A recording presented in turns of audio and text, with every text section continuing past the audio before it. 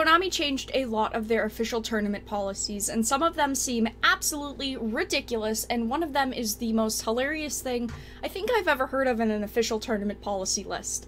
And even if you are not interested in Yu-Gi-Oh, but may play another trading card game, just listen to these changes because they are honestly fantastic. Before I start off this video, if you have not seen any of my previous Yu-Gi-Oh videos, I was a Yu-Gi-Oh player for many, many years. I am an avid lover of trading card games, obviously. I stream Magic the Gathering twice a week here on the channel. I am very active in my trading card communities, and even though I do not play Yu-Gi-Oh anymore, I still really follow what goes on in the community, so in case maybe one day something changes, they revert back to their old ways, and I would be interested in playing the game again. But anyway, it is time to talk about some of these very interesting changes. One of the changes is in subsection N, the verification subsection. I instantly knew this was going to be very, very bad. Whenever you get into verification in trading card games, you know that something awful is changing and something awful is happening, because the way that the rules are set and they are not meant to be changed, and they've changed things. So it says, previous tournament policy allowed a verification of cards in the hand for card effects such as Mind Crush. This policy has been changed. Card hand deck verification is no longer allowed. So if I wanted to, just could lie and say, I don't have the card.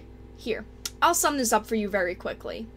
I'm going into end phase. Since no one particularly says they're going into end phase pass, someone uses Mind Crush and announces a card that I could have. And even if I have it, I am just going to say that I don't. Even though I wouldn't have specifically went to end phase unless I had something to play. So I say, no, I do not have it. Opponent asks to see my hand to make sure that I do not have said card, since it's kind of hard to trust your opponent sometimes. And I'll activate my Nope card because you are not allowed to check my hand to verify, since this is now private information. And also, as well, you cannot call a judge over to look through my hand or my deck either unless you have a solid reason to believe your opponent may be cheating. I personally would call a judge over, and when they ask what solid evidence I have, I would just say we're both playing Yu-Gi-Oh! That should be solid evidence enough of foul play.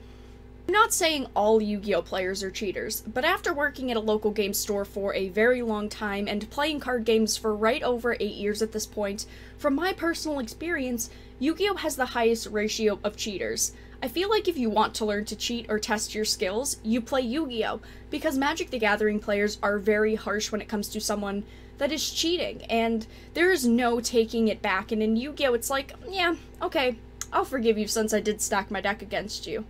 And they also added in a new subsection called Hygiene. Yep.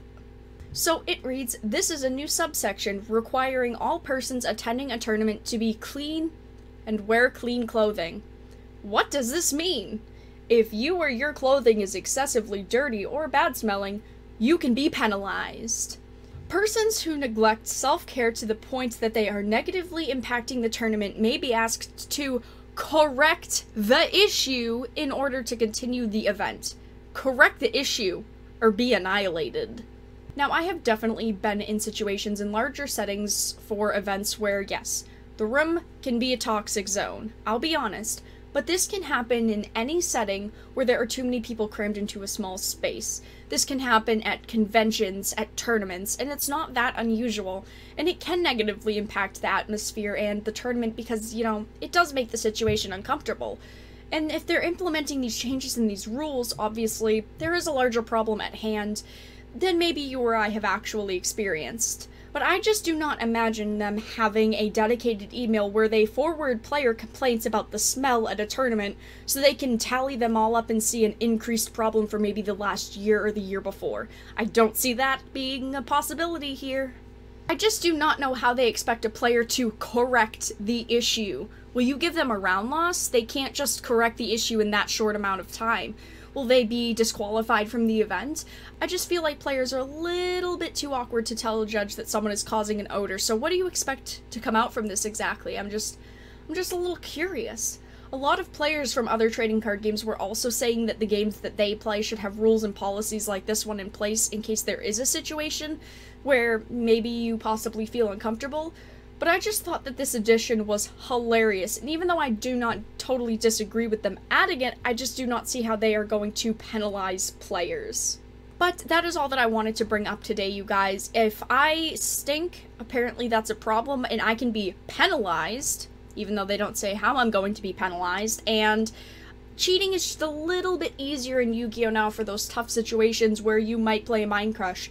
I know Mind Crush has never been the most meta card, but now maybe it will be, who knows. But I hope that you guys enjoyed this video. If you did, make sure to give it a like, and of course if you did not, make sure to give it a dislike.